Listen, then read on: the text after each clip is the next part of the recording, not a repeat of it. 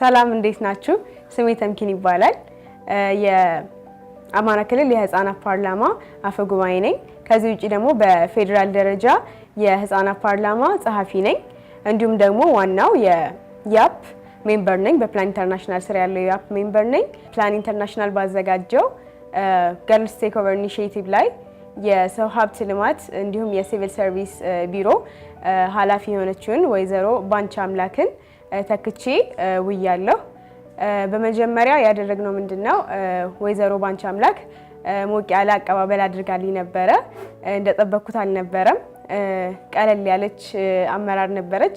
እሷ እንኳን ደህና መጣች ካለች በኋላ አንድ ላይ ቁጭ ብለን እንዴት እዚህ ደረጃ ላይ እንደደረሰች ያሳለፈቻቸውን ሀስሎች እዚህ ደረጃ ላይ እኔ መድረስ ብፈልግ ምን ያህል መንገድ እንደሚጠብቀኝ እንዴት ማለፍ እንደምችልና የሷን ሙሉ የህይወት ታሪክ አካፈለችኝ።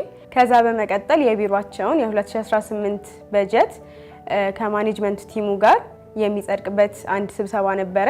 ያንን ስብሰባ እሳቸውም እያገዙኝ ልመራች ያለው ፕላን ኢንተርናሽናል እንደዚህ አይነት እድሎችን በማመቻቸቱ ለሴቶች እድል በመስጠቱ ወደፊትኛ አመራር ብንሆን ምን ያህል አቅም እንዳለን ማየት ስለቻልን በጣም ፕላን ኢንተርናሽናልን እንዲሁም ያፕን ስፔሻሊ ማመስገን ፈልጋለሁ። ለወደፊትም እኛ አመራር ቦም እንፈልግ እኔ ስፔሻሊ በግል ምን አይነት ችግሮች ሊገጥሙኝ እንደሚችሉ እንዴት ማሳለፍ እንደምችል ከዛ ውጪ ደግሞ አቅም እንዳለኝ የምር ማድረግ እንደምችልና ያን ያህል አመራርነት በጣም እኛ ከምናስበው በላይና ከባድ ነገር እንዳልሆነ ትንሽ ልምድ ካለንና እውቀቶችን ከሰዎች መውሰድ የምንችል ከሆነ ኮሚኒኬሽናችንን ጥሩ ማድረግ የምንችል ከሆነ ጥሩ አመራር መሆን እንደምንችል አይቼበታለሁ። ከዛ በተጨማሪ ደግሞ ከወይዘሮ ባንቺ ጋር በነበረኝ ቆይታ የህይወት ታሪካቸውን ሲያጋሩኝ በጣም ብዙ ነገሮችን ነግረውኛል።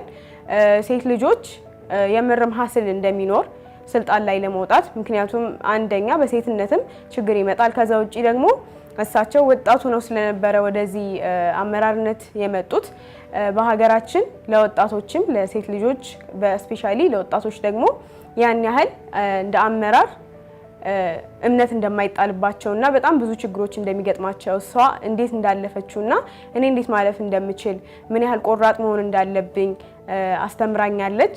በዚህ አጋጣሚ ወይዘሮ ባንቺንም ማመስገን ፈልጋለሁ። ምክንያቱም በደንብ ነው ትሪት ያደረገችኝ እንደ እህት እንደ ልጅ።